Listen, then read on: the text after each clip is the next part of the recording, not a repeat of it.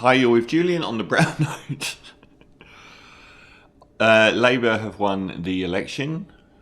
I had the media blackout from midday Friday and woke up on Sunday morning today in abject terror. I've not been doing well. The level of anxiety has been extreme. I remembered back to the last election that Scott Morrison should never have won. I was in Mexico and I woke up at 5 a.m. and checked my phone about 15 times doing double takes. When Bill Shorten was rejected by Australia with a raft of absolutely brilliant policies addressing franking credits and negative gearing and bringing in a ICAC and a banking commission, and just drank whiskey in bed all day in I think San Loreto or somewhere in the middle, in this tiny town in Mexico. But this time around, they've actually done it. I called it on this show 3 weeks ago. The video's up there that it would be a near landslide for Labour, and it's looking like that. It's looking about 79 seats for Labour, above the 76 seats they need to win. And I have been having a few treats today. How bad are the media? The media painted this out as, this really close election all the way through. There's a reason for that. The media in this country, I've made videos about, are some of the worst in the developed world. Our print news media is the third most concentrated ownership behind the state-owned print media of China and Egypt. So the reason they paint it to be so close is to energise Liberal voters to go out and vote. If they knew that ScoMo was dead in the water, they would never have turned up. The polls have been dreadful. This is a much bigger Labour victory than predicted. How do I feel? I feel absolutely elated. Actually, I don't. I don't even feel happy. I felt so anxious over the last few weeks, like just so insanely anxious. It's been a nightmare decade. Ever since, we had a really good chance with the Rudd government when they came in. And even when Gillard took over, and that should never have happened because of what it led to, we had the world's #1 performing economy, and we had a kinder, gentler Australia. And the press managed to turn the carbon tax and the deficit, which they haven't spoken about for 9 years while it trebled. Mark my words, they will be speaking about it tomorrow. Even though they haven't mentioned it in a decade, the first thing you will hear from the right-wing media is how Labour need to balance the budget. But Tony Abbott was obviously the worst human being to have ever been elected Prime Minister in Australia, and did so off the back of a relatively good performance in opposition. A stable performance. But then he got caught out when he was in the job because him and Joe Hockey were completely incompetent. So he got the boot, and then Malcolm Turnbull got the boot, and then we ended up with ScoMo. The Liberal policy of rejecting a leader out from an election has proven 100% effective. They've done it with, Mike Baird, Gladys Berejiklian. They've done it 4 times, I think, in the state of New South Wales to success, and they did it 3 times to success. Well, I guess ScoMo and Turnbull were the replacement, so twice to success in the federal level. This is the first time that state of New South Wales or the federal government has actually taken a Liberal candidate to another election when he is a known quantity. And that was always going to be their biggest downfall. But it's been such an awful decade for people on the left because of the Murdoch. We got Boris Johnson, Brexit, Donald Trump, and Scott Morrison, the greatest success of Rupert Murdoch's entire career. Not just right-wingers, but populist right-wingers that stood for nothing. So they could pass all of their, transferal of wealth to people that already have it, whilst banging on about culture wars and refugees. ScoMo to me was the worst human being I can think of in politics. He's gaslit the nation for the whole time he's been in. For a start, Scott Morrison was much closer to Peter Dutton. He was this vile, anti-brown-skinned refugee guy. And as soon as he got a whiff that Malcolm Turnbull was going to be rolled, because he made a pact with the right of his party, who would never have trusted him at all, he changed into Scott Cam Daggy Dad. He invented this character. He was smoking on camera now. He is the liar from the Shire. He's incompetent. He's standing on the world stage when he's done things like destroy our relationship with China just for a few seconds. He's obsessed with the 24-hour news cycle. So he was trying to appease Team Trump by saying we should send weapons inspectors into China to find the cause of coronavirus. And, you know, he doesn't see, he reacts to any situation. He never planned, and he's never been able to strategically deal with things. He's a horrible person. He's a misogynist. And he oversees a government which, hopefully with the federal ICAC, or if you're a liberal, I cack my pants, coming into fruition under the Albanese government, we're going to finally see what these guys have been up to. Why are people like Peter Dutton and Angus Taylor worth hundreds of millions of dollars when they've been working full-time for the public? Peter Dutton was like a police chief, and then entered politics, and now he's worth hundreds of millions of dollars. We're going to find out a lot about these people and how much money was spent on sports rorts and car park rorts to buy votes. But there's this other side of Scott Morrison. He is a Pentecostal, which is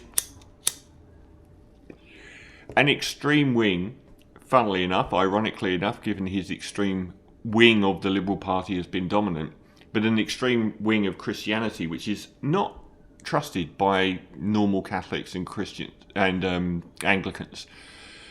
They believe in a couple of things: dominion theory and the Seven Mountains mandate. And those two things put them apart from the rest of Christianity, which is dominion theory is this divine right to rule. They genuinely believe that they have the right to rule. And the Seven Mountains mandate is these tenets that they should seek influence in the spheres of politics, entertainment, TV. You see them on The Voice all the time. These are genuine attempts to win over the mass public. They are a political wing of the Christian movement. And they've been really rising. And we've seen with Brian Houston, who sat in the office at the White House, who sat in John Howard's office when he was elected. God's sake. That they are very deeply involved and entrenched in politics.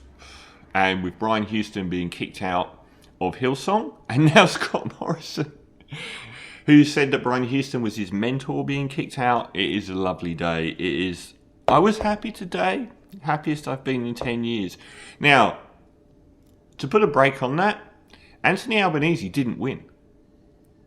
Anthony Albanese was being danced like a drunken dancer at a wedding to an election defeat only a year or so ago. It took all of the scandals that began with Brittany Higgins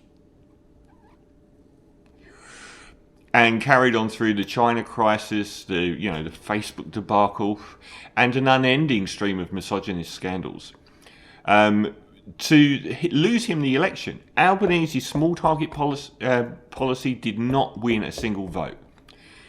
There was this fear, as with Labour, every single time that they lose an election, like they did with Bill Shorten, that they need to stand as close to the left of the Liberal Party or the Tory Party, whichever country you're in, as possible, and abandon all policies.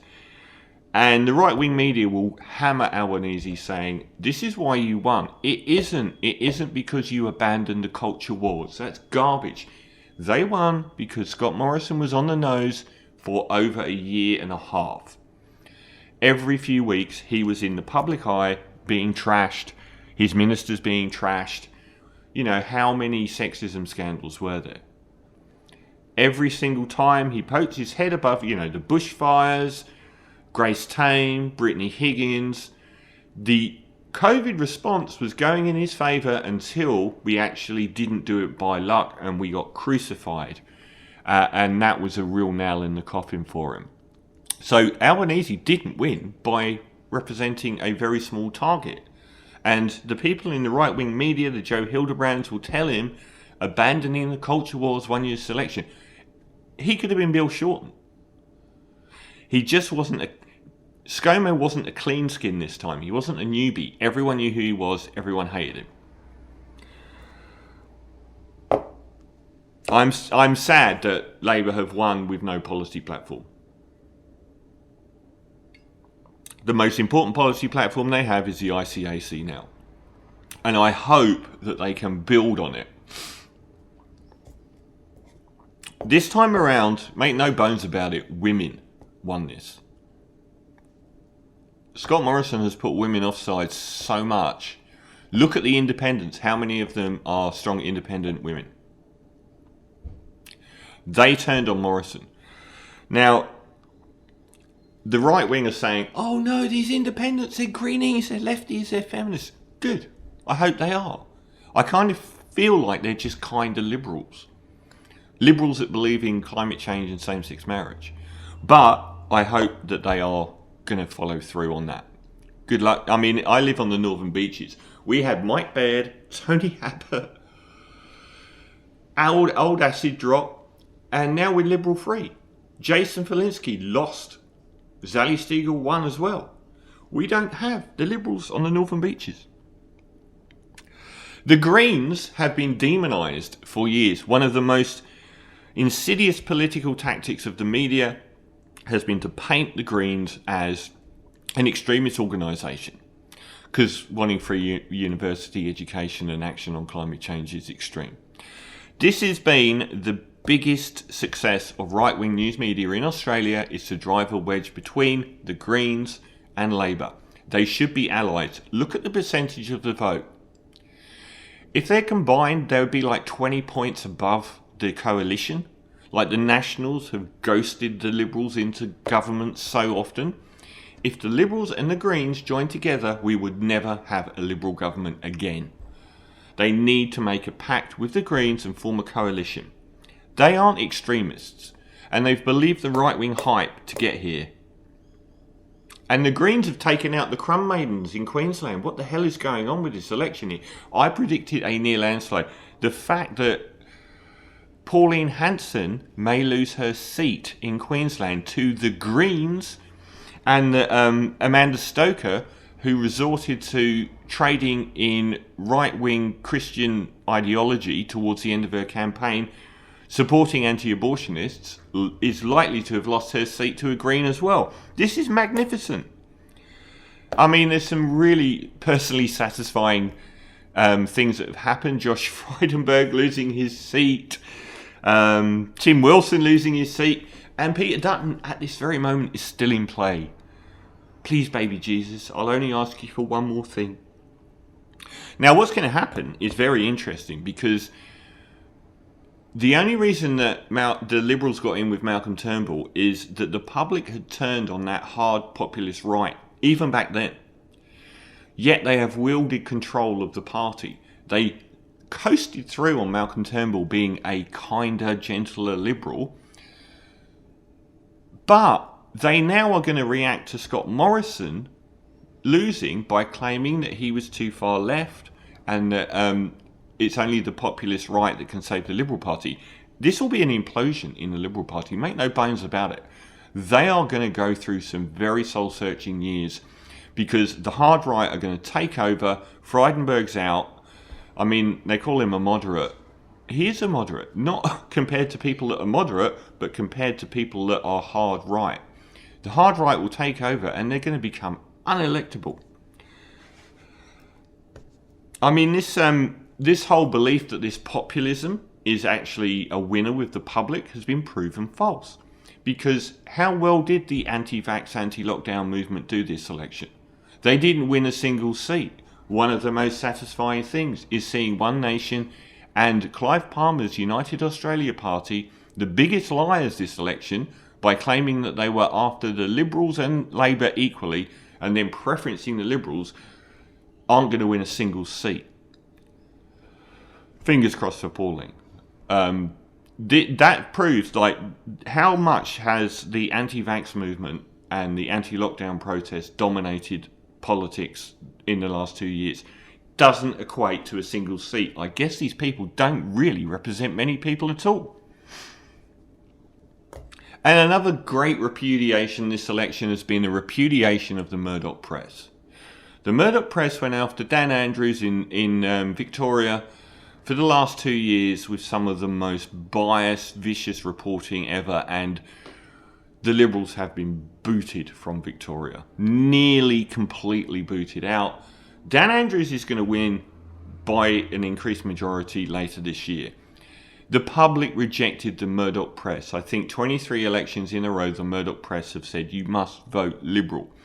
They rejected them across the board.